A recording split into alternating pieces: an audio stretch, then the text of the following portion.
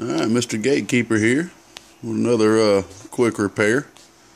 And before I get started, I would like to say anybody out there that's looking for some step-down transformers for bass amps, power supplies, etc., I'm able to get the transformers at a very nice discounted price. Get ranges from 25, 35, 45, 50, 70, 75, 100 amp. If you interested, want to know any prices or anything, just hit me up on a private message on YouTube here, or hit me up on at my Gmail, 3manpro, THREEMANPRO @gmail.com. All right, we got a little silver streak. I believe it's a 150. Somebody had a way with this box. This is one of the boxes that most builders would have just grabbed the heat sink out of and poured it out, to be honest with you. And I spent probably about 2 hours just cleaning it up. It was that bad. Don't know why the person before had all these holes in it, but you never know where something like this has been. But the top wasn't even black when I got it. It was completely gray of nothing but dirt. It was amazing. It took a lot of fingernail polish remover, acetone, and a lot of elbow grease. But we got her up and rolling. I'll take the top off after I show you the output. It's got some unique Motorola's in there, but I'm fairly happy with the way she turned out. And I will let you know now, the preamp is not a really strong preamp at all.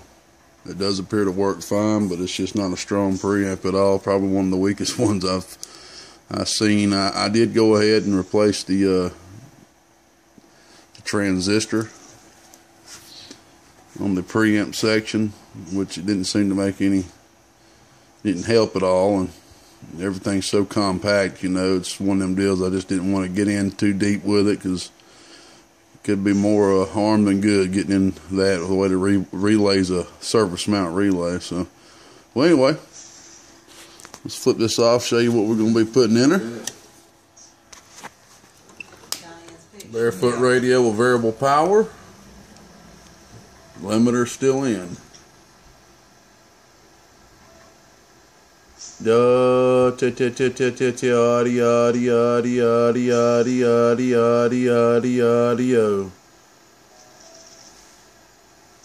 Do check audio.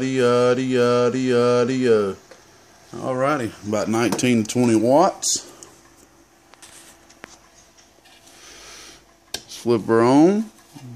You got her on the low side.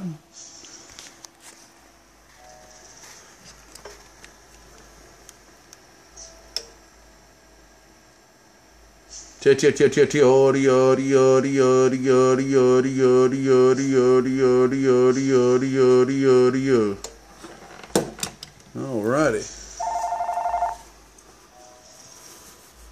Hopefully this ain't for me. Warm mountains, y'all. Yeah, it's cold. Answer that. I'm doing a video. Sorry about that, y'all. Alright, like we was doing about 160 on low. Yo! 13.8 volts, 13.7. Sorry, the light's on, it's hard to see.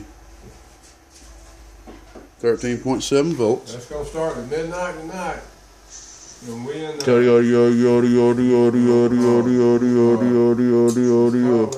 Alrighty, 160 watts. Let's put it on high.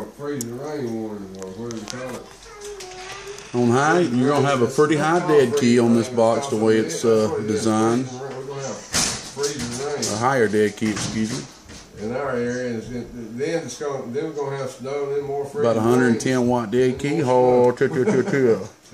Audio. It is not swinging backwards though. The amperage is not swinging backwards either. 35 hours. Audio. That's what you want to look for. Make sure that amperage is not swinging backwards, so them pills aren't saturated.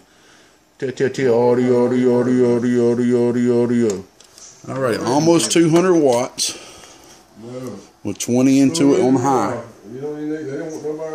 All righty, let's go ahead and show you the reflect. On 10 watt slow. We don't even know who we're going to get. Go ahead, I'm sorry. 100 is 10, 40 is 4, 20 is 2. In between that is a watt.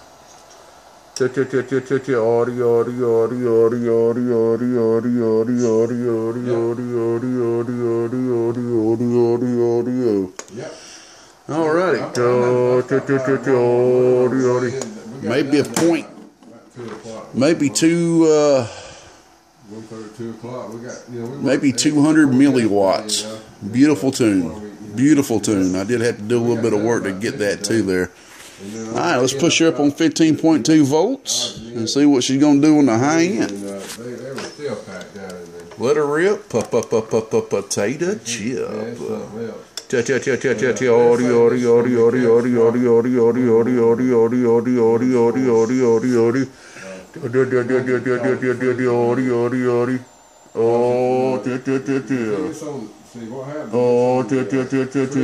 is not swinging backwards, but that puppy is on the maul. That puppy is on the maul. Alrighty, 250 watts, which is fairly amazing coming out of this little booger right here. Let's put her on low and let you see this thing swing on 15 volts. Yeah, 15 watt dead key. We'd always go out to the car if the battery runs low, we charge it up. Audio, check, audio. We got audio. Let me let you see this amperage swing. Watching the amperage of an amp tells you a lot about it. It tells you how the power is being dissipated through the pills, the efficiency, and all that good stuff. Dead key all swing. Dead key all swing. Oh, te. Oh, te. Alrighty. Let me pop the top off real quick, y'all, and show you what we did. Give me one moment. You know, they really will come in handy.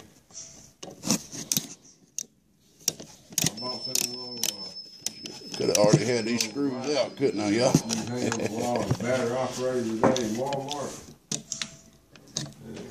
I got about 6 of those. Alright. Kind of cheap because one of them didn't work. You kind of cheap, but the others are working right now. So.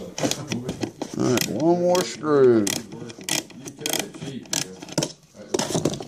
Some of y'all probably like, dang, gatekeeper, I ain't seen a video out of you in 2 weeks. Well, y'all about to see why. I just, instead of fixing one, throwing it on eBay, throwing it on eBay this time, I fixed the whole cluster and built a few. I'm going to put a big cluster up on eBay at one time. So, get this top off here. Alrighty. Here's what we're looking at. Get something to point with. Alright, this amp has a pair of MRF 453s in it. 453s. I believe those are 80 watt transistors. Don't hold me to it. They could be 70. They could be 90. I have not honestly looked them up. Just haven't done it yet. I've never seen them honestly used. This is the first time. I kind of like my first times for everything because you always get to see something new and learn something. This isn't even a 1-inch transformer. It's a 0.75 in between a half and a 1 inch. Alright, when I received this amp right here, it's the first time I've actually ever seen this before in an amp. These are 330 right here. Instead of silver dip micas, I put some high voltage 6 kilovolt 330 ceramics in here. So that thing is not going to have no blowing issues anytime in the future. But the 330 that was right here literally blew. And it blew bad. I had to, this peel was completely black. All the way up to about right here. And I had to work hard just to get it cleaned up as much as it is. But the peel did not blow, believe it or not. The peel was still good. The matching peels are still in here. So I replaced these caps right here with 330s. Put a new silver dip mica right here just in case. Alright, and the reason why that blew was right here. This transformer was shorted out to the board. You gotta always be careful about that. by factory. They just have it sitting on the board without taking any of the if I ever do any etching or for my transformers stick directly on the board, I always take a little portion of the solder off the bottom of the transformer with a Dremel so it can sit on there without shorting.